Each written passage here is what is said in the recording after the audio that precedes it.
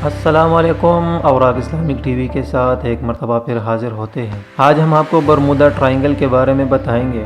Bermuda بحر اوقیانوس کے کل 300 جزیروں پر مشتمل علاقہ ہے، جن میں اکثر غیر آباد ہے۔ صرف 20 جزیروں پر انسان آباد ہیں، وہ بھی بہت کم تعداد میں۔ جو علاقہ خطرناک سمجھا جاتا ہے، اس کو برمودا ٹرائنگل کہتے ہیں۔ اس تکون کا کل رقبہ 11,40,000 مربع کلومیٹر ہے۔ اس کا شمالی سرا جزائر برمودا اور جنوب مشرقی سرا پورٹو ریکو اور جنوب مغربی سرا میامی فلوریڈا امریکی مشہور ریاست ہے، یعنی اس کا تکون میامی فلوریڈا میں بنتا ہے۔ جی ہاں، فلوریڈا کے معنی اس خدا کا شہر جس کا انتظار کیا جا رہا ہے۔ تقریباً 400 سال سے کسی انسان نے ان ویران جزیروں میں جا کر آباد ہونے کی کوشش نہیں کی، یہاں تک کہ اس جہاز کے کیپٹن تک اس علاقے سے دور ہی رہتے ہیں۔ ان میں ایک جملہ بڑا عام ہے جو وہ ایک دوسرے کو نصیحت بھی کرتے ہیں: وہاں پانی کی گہرائیوں میں خوف اور شیطانی راز چھپے ہیں۔ یہاں تک کہ اس راستے پر سفر کرنے والے مسافر بلکہ ایئر ہوسٹس تک سب سے پہلے یہی سوال کرتی ہیں کہ کیا ہمارا طیارہ برمودا ٹرائنگل کے اوپر سے گزر کر جائے گا؟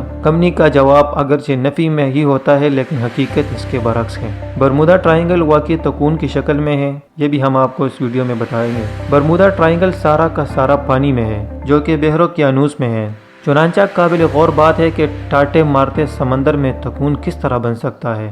سوچ جاننا چاہیے کہ تکون حقیقی نہیں ہے، بلکہ یہ ایک مخصوص علاقہ ہے جہاں ناقابل یقین حادثات ہوتے ہیں۔ اس علاقے کو تکون کا فرضی نام دے دیا گیا ہے۔ اس نام کے بارے میں مشہور یہ ہے کہ پہلی بار اس علاقے کے لیے برمودا ٹرائنگل کا نام 1945 میں ایک پریس کانفرنس کے دوران اس وقت استعمال کیا گیا جب اس علاقے میں کچھ طیارے غائب ہو گئے۔ یہ بات قابل توجہ ہے کہ اس کو تکون کا نام ہی کیوں دیا گیا۔ اس حادثے سے پہلے بھی یہاں بہت سے حادثات رونما ہو چکے تھے، لیکن اس وقت اس علاقے کو برمودا ٹرائنگل کے بجائے شیطان کے جزیرے کہا جاتا تھا۔ کرسٹوفر کولمبس 1451-1506 جب اس علاقے سے گزرا تو اس نے بھی یہی کچھ عجیب و غریب مشاہدات کیے، مثلاً آگ کے گولوں کا سمندر کے اندر داخل ہونا، اس علاقے میں پہنچ کر کمپاس قطب نما میں بغیر کسی ظاہری سبب کے خرابی پیدا ہو جانا وغیرہ۔ کولمبس کے امریکی سفر کو اب 5 صدیاں گزر چکی ہے، لیکن یہ سوال آج بھی اسی طرح برقرار ہے کہ اس علاقے میں پانی کی گہرائیوں میں، پانی کے اوپر اور اس کی فضاؤں میں ایسی کیا چیز ہے،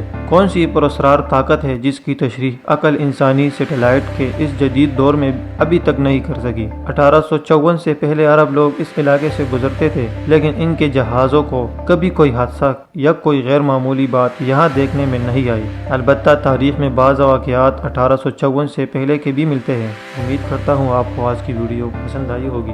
اس طرح کے دلچسپ معلومات حاصل کرنے کے لیے ہمارا چینل ضرور سبسکرائب کریں۔ تو ملتے ہیں ایک نیکسٹ ویڈیو کے ساتھ، اجازت دیجیے، خدا حافظ۔